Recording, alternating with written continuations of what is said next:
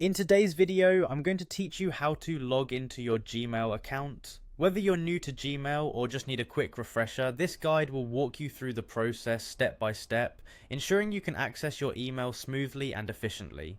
First, let's begin with opening your preferred web browser. This could be Chrome, Firefox, or Safari, whichever one you typically use for browsing the internet.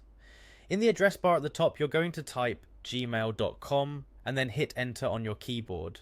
Doing this will take you directly to the Gmail login page, which is your gateway to accessing your email.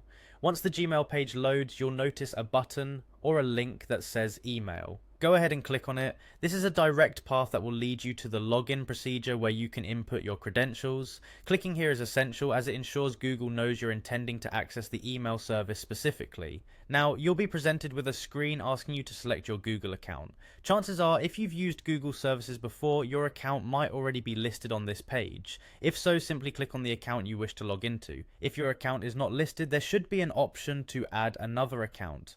Just select that and enter your email address in the designated field. It's important to make sure that you're selecting or entering the correct account if you have multiple Google accounts. This will ensure you access the right inbox and avoid any confusion later on. After selecting your account or entering your email address, you'll be prompted to enter your password.